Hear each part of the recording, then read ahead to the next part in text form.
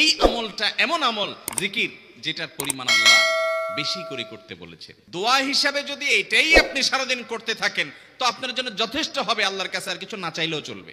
অনেকে হয়তো নতুন শুনেছেন, আজকে থেকে শুরু করে দিবেন, বেশি বেশি করে দিন রাত 24 ঘন্টা যখন সুযোগ পাবেন সকাল বিকাল, মনে থাকে না তো লিখে লিখে ওয়ালে টাঙ্গায় দেন, বাসা বাড়িতে এমন জায়গা লিখে রাখেন তাকাইলে নজরে পড়ে। 6টা দোয়া এবং জিকির আছে, যেই দোয়া জিকির গুলো কোরআন হাদিসে বর্ণিত সকল দোয়া জিকিরের খোলাসা, সারমর্ম এবং নির্যাস। এই 6টাকে যদি কোনো মুসলমান নিয়মিত আঁকড়ে ধরে তাহলে কোরআন এবং হাদিসের যত দোয়া এবং জিকির আছে কেমন যেন তার নির্যাসটা নিয়মিত সে আমল করলো। বলবো সেগুলা। প্রিয় নবী সাল্লাল্লাহু আলাইহি সাল্লাম প্রতিটা পদে পদে, প্রতিটা কাজে কাজে, প্রতিটা মুহূর্তে মুহূর্তে আমাদেরকে জিকির শিক্ষা দিয়েছেন, দোয়া শিক্ষা দিয়েছেন। ইমানদারের জীবনে এমন একটি পদক্ষেপও নাই, এমন একটি কাজও নাই যেই কাজে কোনো না কোনো দোয়া নবী করিম সাল্লাল্লাহু আলাইহি সাল্লাম শিক্ষা দেন নাই, এমন কোনো কাজ নাই।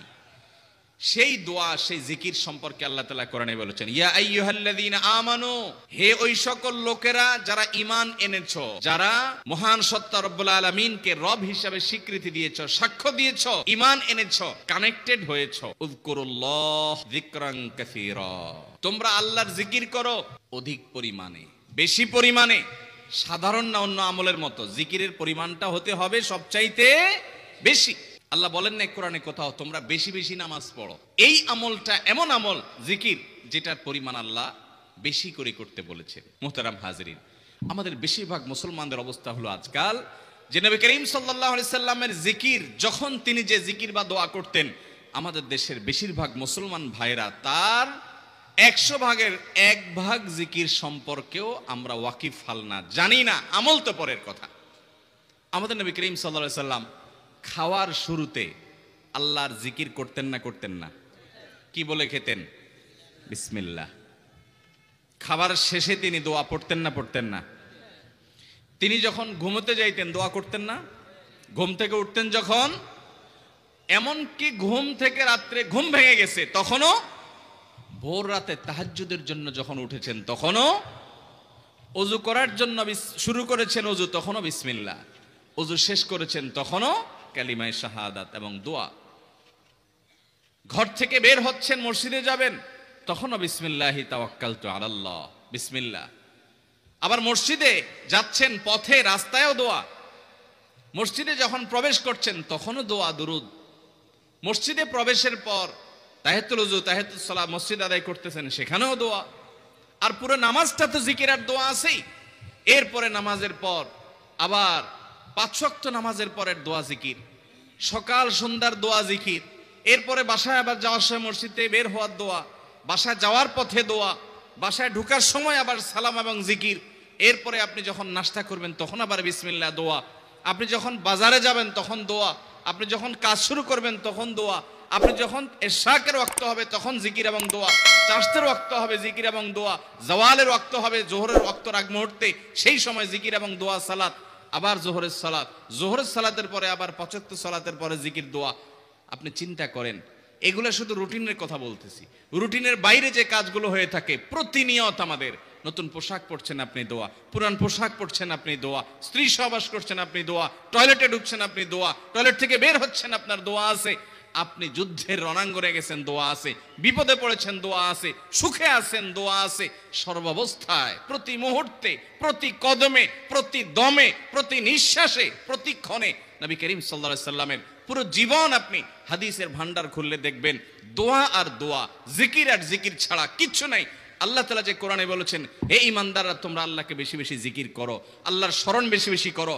আল্লাহর স্মরণ বাজারে গেলে তখনও থাকবে, ব্যবসা করব তখনও থাকবে, চাকরি করব তখনও থাকবে, ঘুমাবো তখনও থাকবে, ঘুম ভেঙে যাবে তখনও থাকবে, ওযু করতে যাব তখনও থাকবে, গোসল করতে যাব তখনও থাকবে, মসজিদে প্রবেশ করব তখনও থাকবে, কারোর সাথে সাক্ষাৎ হবে তখনও থাকবে, মুসাফা করব তখনও থাকবে, মুআনাকা করব তখনও থাকবে, স্ত্রী সহবাস করব তখনও থাকবে, খাওয়া দাওয়া করব তখনও থাকবে, টয়লেটে যেতে বের হতেও থাকবে। এমন কোন সময় থাকবে না মুসলমানের যে আল্লাহর জিকির, আল্লাহর স্মরণ, দোয়া থাকবে না। আল্লামা ইবনে সাদি রাহিমাহুল্লাহ বিশ্ববিখ্যাত মুফাসসির তাফসীর ইবনে সাদির লেখক, তিনি বলেছেন কোরআন এবং হাদিসে যত দোয়া যত জিকির আছে পরিমাণে এত বেশি যে এর সবগুলো অনুযায়ী আমল, এটা খুব সহজ কাজ না। আমি চেষ্টা করেছি কোরআন হাদিসে যত দোয়া আছে জিকির আছে এগুলোর জিস্ট এবং নির্যাসটা বের করে আনা। তো আমি কোরআন হাদিস অনুসন্ধান করে ঘেটে দেখলাম 6টা দোয়া এবং জিকির আছে, যেই দোয়া জিকির গুলো কোরআন হাদিসে বর্ণিত সকল দোয়া জিকিরের খোলাসা, সারমর্ম এবং নির্যাস। এই 6টাকে যদি কোনো মুসলমান নিয়মিত আঁকড়ে ধরে তাহলে কোরআন এবং হাদিসের যত দোয়া এবং জিকির আছে কেমন যেন তার নির্যাসটা নিয়মিত সে আমল করলো। বলবো সেগুলা।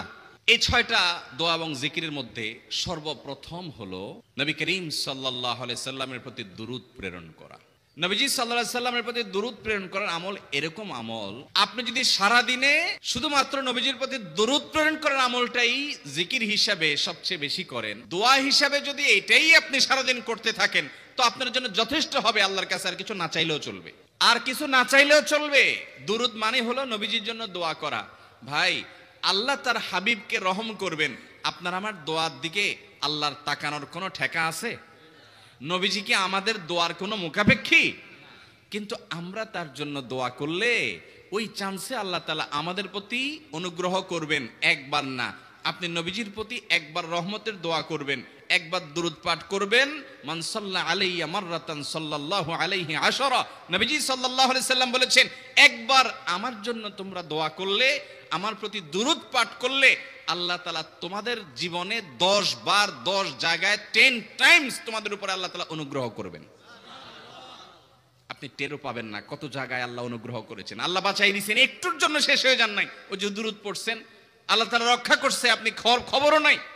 আল্লাহ তাআলা আপনার প্রতি বিশাল একটা দান করছে, আপনি লক্ষ্য করেন নাই। ওই যে দুরূদ পড়ছেন একবার 10 বার রহমত হবে। এভাবে যত দুরূদ পড়বে সে তত রহমত এবং অনুগ্রহ পাবে। হাদিস নির্দেশিত দুরূদ হলো দুরূদ ইব্রাহিম, আর সবচেয়ে সংক্ষিপ্ত দুরূদ হলো সাল্লাল্লাহু আলাইহি সাল্লাম। 2 নম্বর যেটা, দ্বিতীয় আমল যেটা, ইস্তিগফার। এটাও বেশি বেশি করতে হবে, কারণ ইস্তিগফার সম্পর্কে কোন কোন হাদিসের ভাষ্যের মধ্যে মান লাজিমাল ইস্তিগফার ভাষ্য এসেছে, অর্থাৎ যে ব্যক্তি ইস্তিগফারকে আঁকড়ে ধরবে, এটাকে কন্টিনিউয়াসলি করবে, ইস্তিগফার কখনো ছাড়বে না, সবসময় তার মধ্যে ইস্তিগফার অব্যাহত থাকবে, ওই ব্যক্তিকে আল্লাহ রাব্বুল আলামিন বিভিন্ন পেরেশানি থেকে সারপ্রাইজড হওয়ার মতো এমন এমন পথ বের করে দিবে যে সে চিন্তাও করে নাই। তার পেরেশানি থেকে মুক্তির পথ আল্লাহ তাআলা দেখায় দিবে। ইস্তিগফার সকল সমস্যার সমাধান। ইস্তিগফারের ভিতরে সবচেয়ে শ্রেষ্ঠ ইস্তিগফার হলো সাইয়্যিদুল ইস্তিগফার। সাইয়্যিদুল ইস্তিগফারটা যদি মুখস্থ না পারেন, অন্তত লিখিত ভার্সনটা পড়েন। সাইয়্যিদুল ইস্তিগফারের যে অর্থ, এটার যে মর্ম, বড় হৃদয়গ্রাহী ভাই, বড় মর্মস্পর্শী। ইমানদার এটার অর্থের দিকে তাকায় যদি পড়ে তো তার অন্তর না গলে পারে না। এটা হলো বড় ইস্তিগফার। এত বড় ইস্তিগফার পড়তে পারেন না, কোনো পেরেশানি নাই, কোনো অসুবিধা নাই। সবচেয়ে ছোট ইস্তিগফার হলো আস্তাগফিরুল্লাহ। নাম্বার 3, এটা আমাদের বেশিরভাগ মানুষ জীবনে হয়তো শুনেনও নাই অনেকে। ইয়া যাল জালালি ওয়াল ইকরাম, এটা একটা জিকির। আল্লাহ তাআলাকে ডাকা, আহ্বান করা, এটাই জিকির। ইয়া যাল জালালি ওয়াল ইকরাম।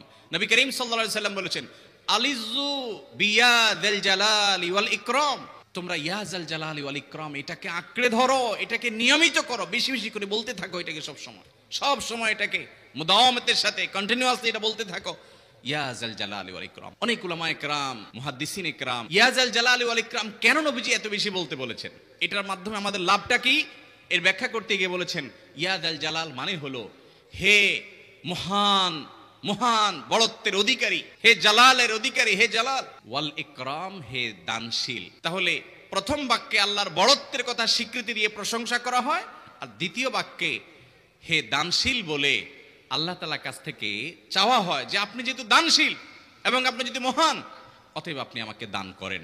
এটা ডাকলেই, আল্লাহকে এই বলে ডাকলেই চাওয়া হয়ে যায়। এই জন্য বেশি বেশি করে ইয়া যাল জালালি ওয়াল ইকরাম পড়তে হবে।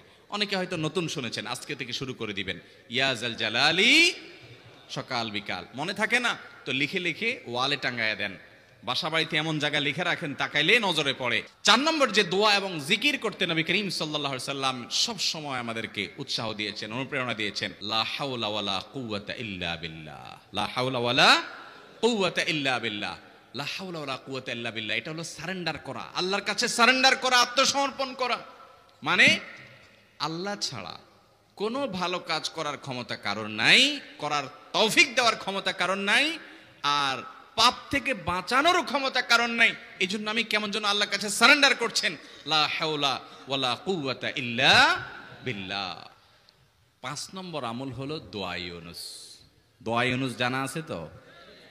লা ইলাহা ইল্লা আনতা সুবহানাকা ইন্নী কুনতু মিনাজ জালিমিন। 6 নম্বর হলো সুবহানাল্লাহ, আলহামদুলিল্লাহ, লা ইলাহা ইল্লাল্লাহ, আল্লাহু আকবার। এই বাক্যগুলো দেখবেন ঘুরে ফিরে নবী করিম সাল্লাল্লাহু আলাইহি ওয়াসাল্লাম সারাদিন পড়তেন। 5 ওয়াক্ত নামাজের পরে 33 বার দেখবেন। আবার দেখবেন সকাল সন্ধ্যায় সুবহানাল্লাহি ওয়া বিহামদি 100 বার, সুবহানাল্লাহি ওয়াল হামদুলিল্লাহি আল্লাহু আকবার 100 বার। আবার এগুলো মাঝে মধ্যে 10 বার, রাতের শোয়ার সময় 33, 34 বার। বিভিন্ন সময় দেখবেন ঘুরে ফিরে এই সুবহানাল্লাহ, আলহামদুলিল্লাহ, লা ইলাহা ইল্লাল্লাহ, আল্লাহু আকবার, এগুলো একটা মিজানের পাল্লাকে পরিপূর্ণ করে দেয়। কোনোটা আসমান এবং জমিনের মধ্যবর্তী জায়গায় সওয়াব দিয়ে পরিপূর্ণ করে দেয়। এত বেশি ফজিলতপূর্ণ জিকির। এই জন্য পুরো কোরআন হাদিসের দোয়া এবং জিকিরের নির্যাসের শেষ এবং 6 নম্বর হলো বেশি বেশি করে দিন রাত 24 ঘন্টা যখন সুযোগ পাবেন, যেখানে যেখানে হাদিসে যে সংখ্যা বলা আছে ওটাতে করবেনই, ওর বাইরেও বেশি বেশি করে সুবহানাল্লাহ, আলহামদুলিল্লাহ, ওয়া লা ইলাহা ইল্লাল্লাহ, আল্লাহু আকবার।